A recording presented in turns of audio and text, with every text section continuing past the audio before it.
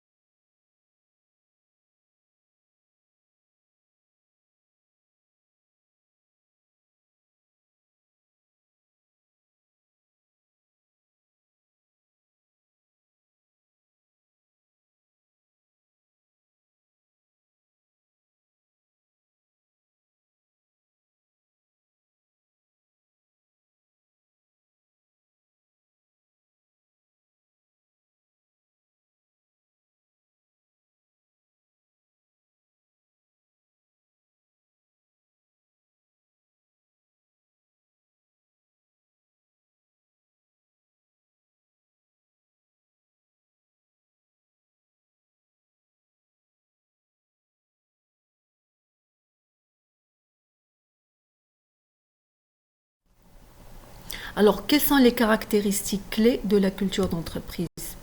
Première caractéristique, c'est un phénomène collectif, c'est la notion de groupe que nous avions déjà évoqué dans la définition restrictive de la culture.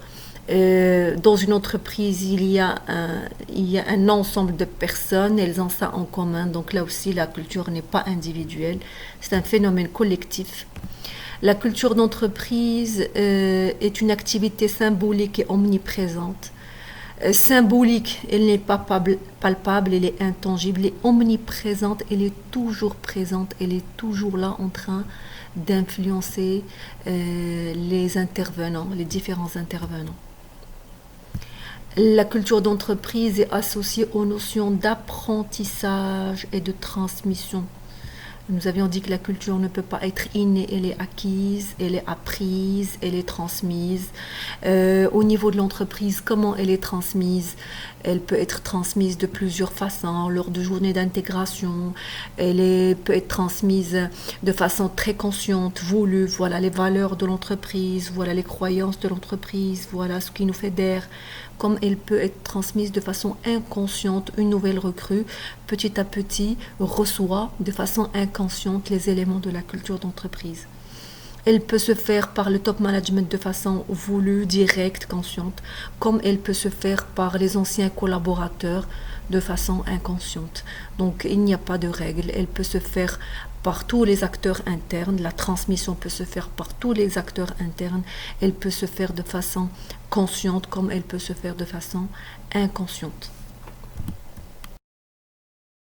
Clé de la culture d'entreprise, c'est qu'elle se caractérise par la cohérence interne. ce qui est tout à fait logique. Si je prends par exemple les valeurs d'une entreprise, elles doivent être en cohérence avec la nature de son activité. Une entreprise qui fabrique des pesticides, elle ne va pas avoir comme valeur la protection de l'environnement. Il faut qu'il y ait une cohérence entre ce que fait l'entreprise et les valeurs qu'elle a adoptées, auxquelles elle croit.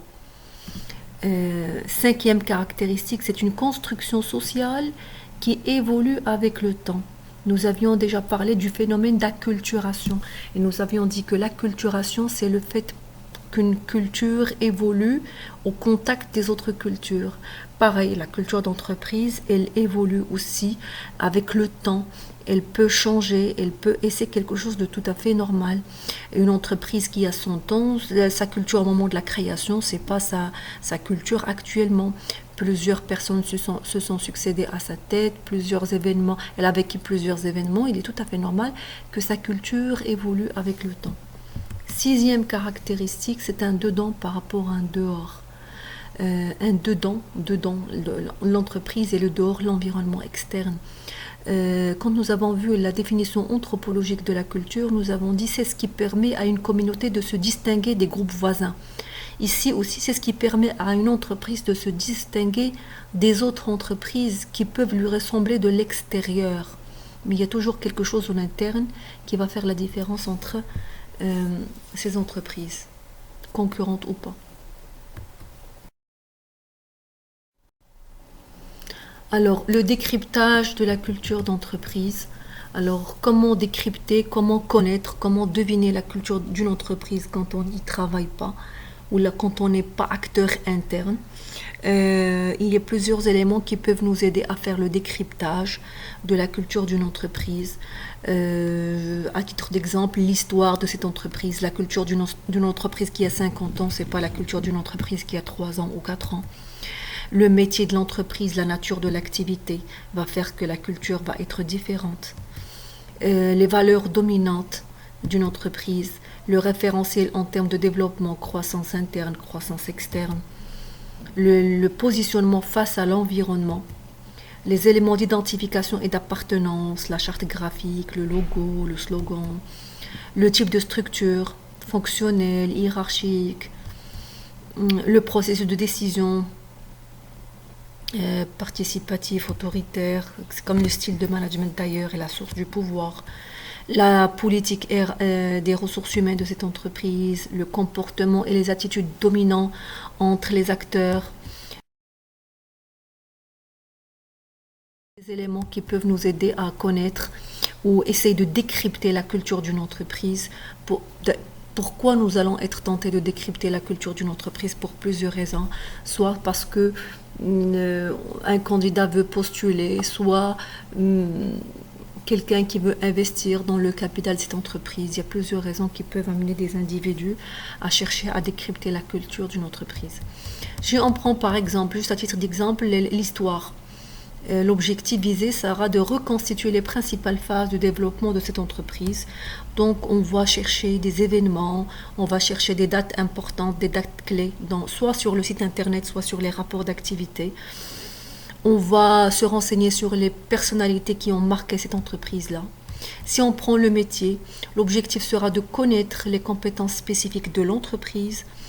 On va étudier ses savoir-faire initiaux, ses métiers d'avenir. Et on va chercher dans ce cas l'appartenance professionnelle, le type d'industrie, le type de technologie, les moyens et les ressources de cette entreprise. Ça, c'est juste des exemples, mais on peut s'appuyer sur beaucoup d'autres points qu'on a déjà vus, comme la position face à l'environnement, comme la politique de croissance, le type de structure, le processus de décision, rapide, lent, fluide. On peut aussi se baser sur le style de management, le style de direction, la source de pouvoir, comment les employés sont encadrés, la politique ressources humaines. On va chercher à se renseigner sur la politique de rémunération, la gestion des carrières, la politique de communication interne, et ainsi de suite. Alors, on va maintenant voir les rôles de la culture d'entreprise. Alors, Grosso modo, la culture d'entreprise, elle va jouer principalement deux grands rôles. Un rôle en interne et un rôle en externe. Euh, donc, la culture d'entreprise va répondre à deux séries de problèmes essentiels à résoudre. Donc, les problèmes liés à l'adaptation de l'entreprise à son environnement, c'est le rôle externe. Et les problèmes d'ordre interne qui portent sur l'instauration, le maintien de relations de travail efficaces entre les membres de l'entreprise. Donc, c'est tout ce qui est environnement interne, le climat social. Alors, pour le premier rôle, le rôle externe, la culture d'entreprise va permettre de délimiter les frontières d'une organisation. Quand on dit délimiter la frontière, c'est-à-dire se distinguer des autres entreprises qui sont peut-être dans le même secteur d'activité, qui font le même métier, mais qui ont besoin de se différencier. Donc, la culture d'entreprise va créer la spécificité d'une organisation. Elle va lui donner une identité propre qui la distingue des autres firmes de l'environnement, des firmes concurrentes ou pas. Donc, on va dire que la culture de l'entreprise est un facteur d'identification et de différenciation par rapport à l'environnement. Pour les rôles internes, alors le principal rôle interne de la culture d'entreprise, c'est fédérer les employés qui sont de cultures différentes autour de la même culture. C'est la culture d'entreprise, c'est fédérer. Donc, permettre aux employés de développer ce sentiment d'appartenance vis-à-vis de l'entreprise. Donc, elle permet à des acteurs d'origine, de formation et d'intérêts personnels différents, leur permet de cohabiter, de coopérer au sein d'une même organisation. Donc, c'est un facteur interne d'intégration. C'est comme si elle va aider les employés à se focaliser sur ce qu'ils ont en commun, cette culture d'entreprise, pour ne pas trop se focaliser sur les divergences culturelles liées à leurs origines culturelles. Donc, elle va fédérer, mobiliser des individus qui sont a priori différents. Elle va les fédérer autour d'objectifs communs générateurs de performances économiques ou sociales. Une culture d'entreprise forte et bien gérée peut améliorer la qualité du travail des salariés et leur adhésion à l'organisation. Ce qui est tout à fait naturel, développer le sentiment d'appartenance. Et quand je développe le sentiment d'appartenance vis-à-vis d'une organisation, donc c'est comme si je ne travaille pas pour quelqu'un ou pour une entreprise, c'est comme si je travaille pour moi-même. Quand le sentiment d'appartenance est développé, la qualité du travail n'est plus la même.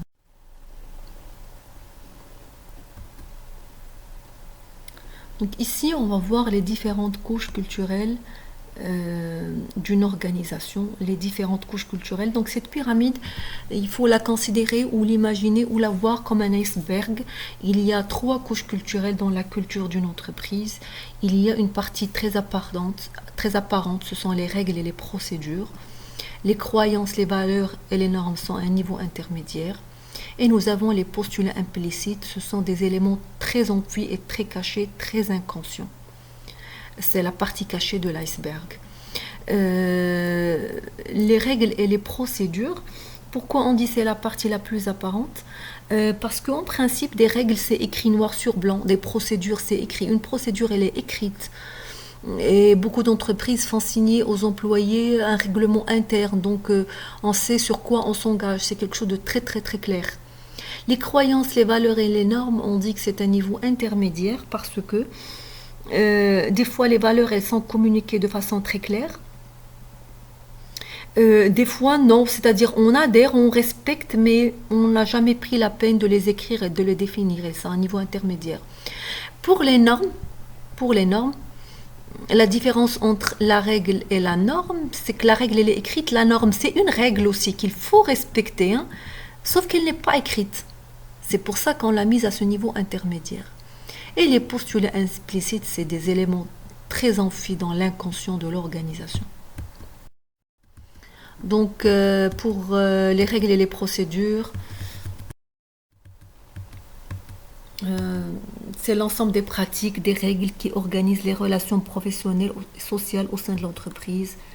le langage utilisé, les pratiques de gestion, les comportements, etc.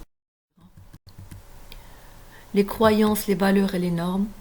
Les croyances sont des orientations générales. Elles traduisent la manière dont les dirigeants perçoivent et se représentent le monde qui les entoure. Ils sont déclinés sous forme de valeurs. Les valeurs définissent les préférences collectives de l'entreprise sur ce que devrait être idéalement l'organisation dans le domaine économique et social. Et je rappelle le principe de la cohérence. Il ne faut pas qu'il y ait une incohérence entre les croyances de l'entreprise et ses valeurs. En principe, ça doit aller de soi et ça doit être cohérent et ça devrait être en symbiose.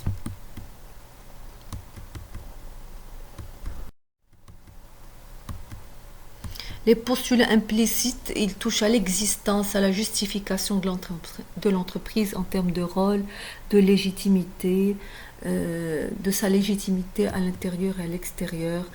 Ils sont souvent enfuis dans la mémoire de l'entreprise, se situent à un niveau inconscient. C'est pour ça qu'il est très difficile de les identifier. Alors maintenant, on passe à la section 2 du chapitre qui porte sur la formation, comment se forme la culture d'une entreprise. Alors, toute entreprise, au moment de sa création, dès sa création par un fondateur, le fondateur déjà, il apporte sa propre culture. Il recrute, il travaille avec des gens, etc. La culture d'entreprise, elle est en train de se former. Les différentes cultures sont à l'origine de la formation de la culture d'entreprise. La culture nationale du pays, la culture régionale de la région, la culture du fondateur ou du dirigeant, la culture professionnelle liée à la nature du métier. Tous ces facteurs vont influencer la formation et l'évolution de la culture d'entreprise. Nous avons ici le résumé de ces facteurs d'influence. La culture nationale exerce une influence, la culture régionale, la culture professionnelle, les événements vécus par l'entreprise et les caractéristiques individuelles des dirigeants et des fondateurs. Parmi tous ces facteurs, nous avons 5 facteurs d'influence. La culture nationale est le facteur qui exerce le plus d'influence. C'est pour ça qu'on dit que la culture d'entreprise est un sous-produit de la culture nationale. La culture d'entreprise est un sous-produit de la culture nationale. C'est le facteur d'influence numéro 1. Donc la culture nationale, c'est l'ensemble des valeurs, des mythes, des rites et des signes partagés par la majorité du corps social. Et on dit que la culture d'entreprise est un sous-produit de la culture nationale.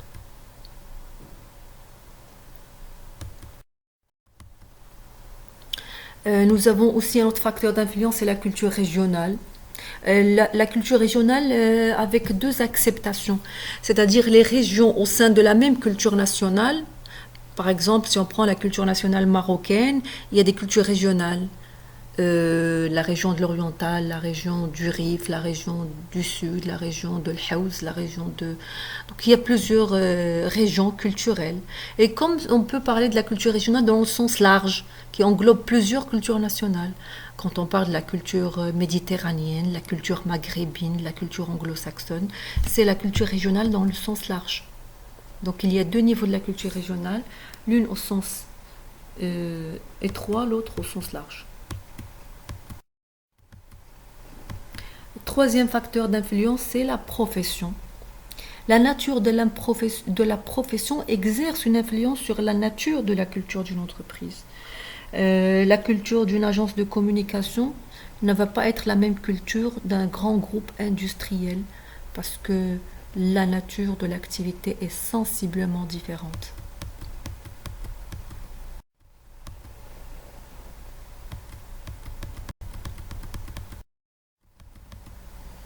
Quatrième facteur d'influence, ce sont les caractéristiques individuelles des dirigeants et des fondateurs. Quand une personne crée une entreprise, elle n'apporte pas que le capital, elle n'apporte pas que le savoir, elle n'apporte pas que la compétence. Cette personne apporte aussi sa culture, qui va aussi exercer une influence considérable sur la culture de l'entreprise. Le Du fondateur. On ne peut pas parler de Apple sans parler de Steve Jobs. C'est ce qu'a apporté Steve Jobs à cette entreprise. Cinquième et dernier facteur d'influence, ce sont les événements marquants. Tous les événements traversés par l'entreprise, les dates clés, que ce soit des événements liés au succès, comme il peut s'agir d'événements liés à des moments de crise. Tous ces événements vont participer à forger et à faire évoluer la culture d'une entreprise. Et certaines entreprises choisissent de marquer ces événements et les garder dans l'histoire et pour les transmettre aux nouveaux. Donc ils vont soit créer des musées, soit écrire des livres, soit faire des vidéos institutionnelles pour immortaliser ces moments-là, qui sont considérés comme des dates clés dans la vie de l'entreprise.